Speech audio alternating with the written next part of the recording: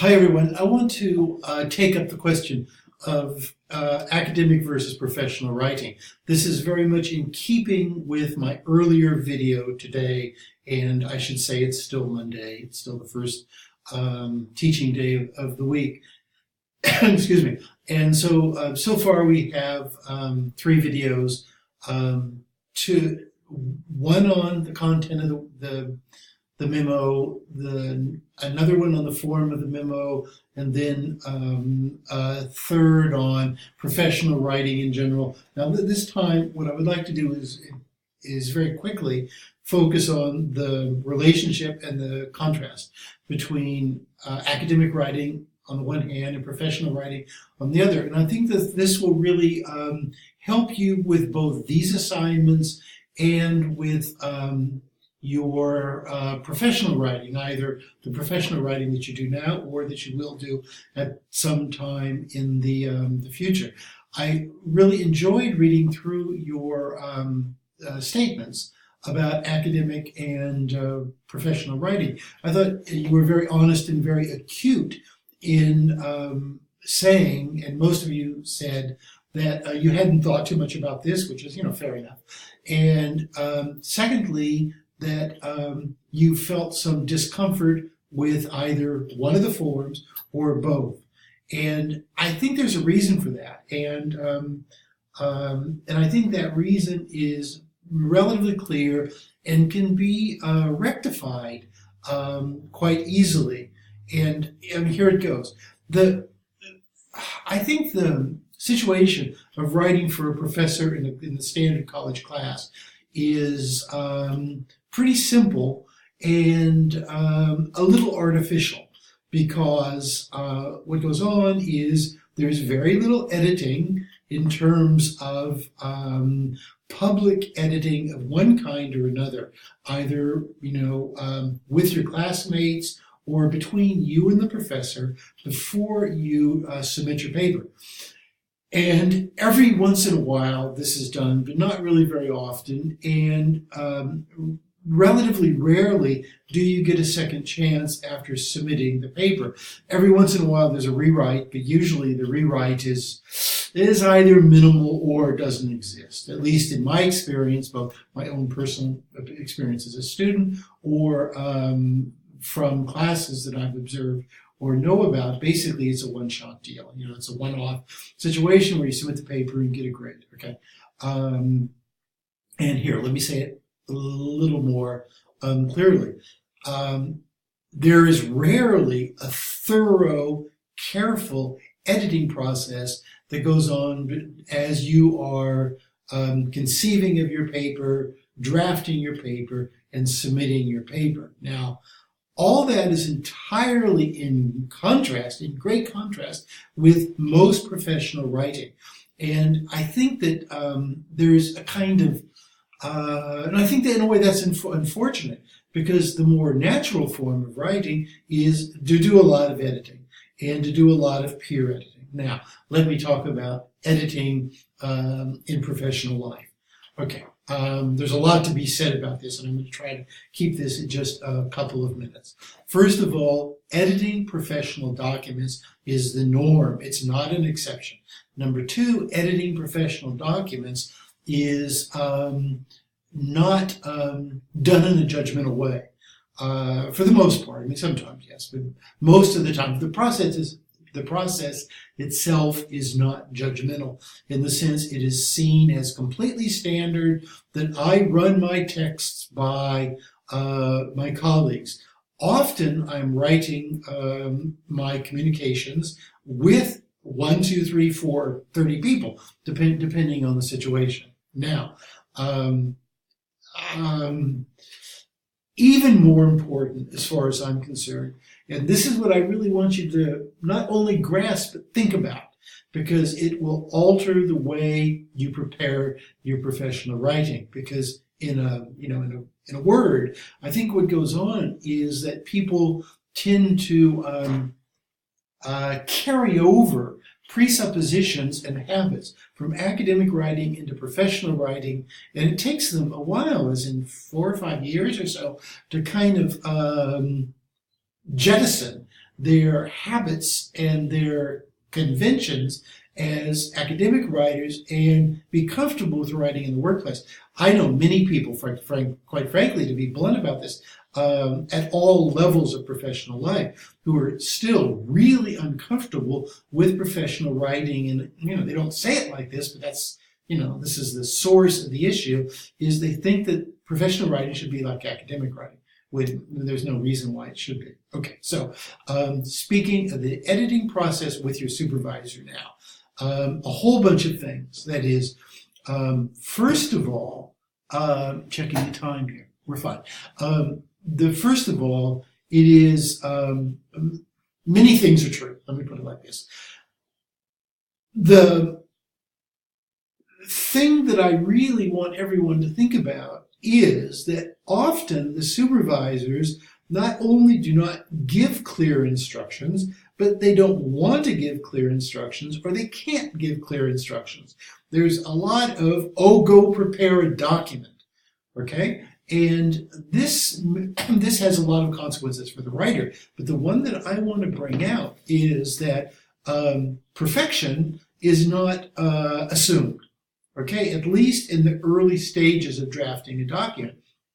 If anything, one of the main skills of being a really good professional writing is being able to live with ambiguity and live with absence of clarity and writing that still needs some work, okay? And that's just assumed that all documents, especially important documents, will go through somewhere between 3 and 300 revisions, depending on the case. Like any major document is going to go through, I would say, a minimum of 25 revisions. Okay, so this in a way takes the pressure off you most of the time. I want to talk more about these revisions in this whole process. Okay, the first thing that I want to say is that very often the supervisor or the person giving the instructions, because it might not be your own supervisor. Your own supervisor might have gotten something from,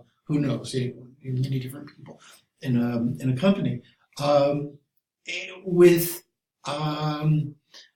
the perfect knowledge that those instructions are imperfect and temporary, and the instructions get clarified as the writing progresses.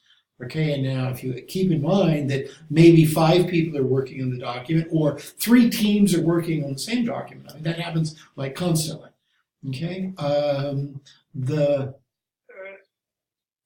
imperfection and the confusion in drafts is high. So once again, this takes the pressure off you to do it perfectly the first time. Okay, so there's another point here. Very often it happens, and this, quite frankly, I would say 75% of anything I ever do 75% of everything I wrote, and I don't know how much I wrote, as in my time as a full-time administrator, I don't know, 2,000 documents, 3,000, lost count after, whatever, the first 3 months. But in most cases, what would go on is there was a hierarchical transition, or a hierarchical change of instructions. So what would go on is my supervisor would tell me to do something, and I would do it. It would take like 6 or 7 drafts where she would sort of harass me for one thing or another, and we would kind of put our heads together and get something ready to show our administrative superiors. Okay, so while we were doing that, the administrative superiors were talking to their administrative superiors, and you see what you can anticipate now. They changed their mind. Okay, so they would give us new instructions. So this process would go on anywhere between a few hours and a few months, depending on the project. And so you just got you got used to writing on stormy seas. Another thing that one got used to doing was asking questions, or sort of leaving space in a document.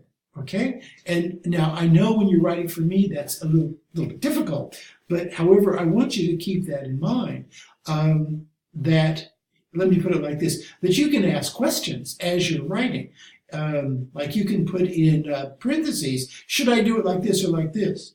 And I will give you an answer. Now, so given that portrait of professional writing, you should see very clearly why I'm so flexible about resubmissions. Okay, and my policy about resubmissions mirrors the realities of workforce writing. Okay, whereas a one shot and you're done is a completely artificial process that I don't want to say. I mean, that would be ridiculous to say. It never happens, but it rarely happens. And in documents that really matter, frankly, it never happens. Now, one more little thing that I want to really say that I want you to think about. Here, let me do this anecdotally. I got very good at anticipating the organization's needs. Okay, and this had, as I was saying, in a somewhat different context, this was kind of, I'm kind of good at this anyway. Okay, and I was going way outside my pay grade to figure things out. And once again, I just had a kind of natural talent at this. Okay, the way this played out is that what I was writing became more of a negotiated thing because I could figure out the instructions often, actually, much better than my two immediate supervisors, for various reasons. It had to do with the European thing.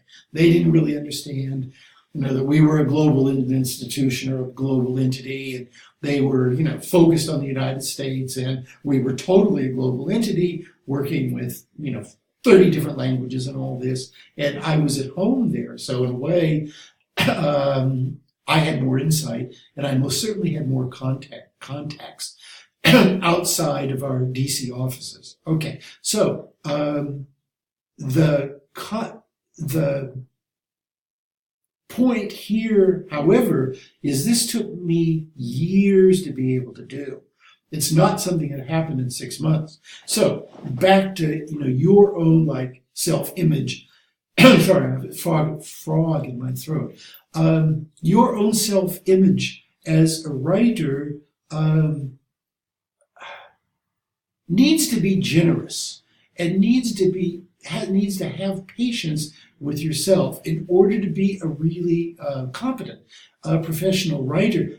I mean, it's a 10-year project. It's not something that's going to happen in 18 months. Never is it going to happen in 18 months if you're working for a big company, okay? And it's not going to be expected, and that's not the way organizations function anymore. People realize that it takes employees a long time to get the feel for something like writing assignments. And once again, this goes back excuse me, to my theme of fluidity. Organizations today are fluid. I mean, they're not as rigid and as they used to be, and things change very rapidly. And so that's actually another. I didn't talk about that, but I could have. That is to say, instructions that are true that were appropriate in March of 2018 are superseded 3 months down the road, and things have to be done again. Okay, the overall message here is how volatile professional writing has become in many cases, how flexible one has to be, and how patient one has to be with one's self and in a way one's supervisor. Like, okay, let me be blunt about this. Your supervisor gives you flack about not doing a document properly. I mean, you just have to, you have to take it lightly and accept that there are some corrections and realize that in a day or 2 days or 3 days, your supervisor might change her mind. Okay, and then they'll say, "Oh God, the person was right," and things will shift. So writing today is like working shifting sands. It's actually fun, but your ego has to be out of it.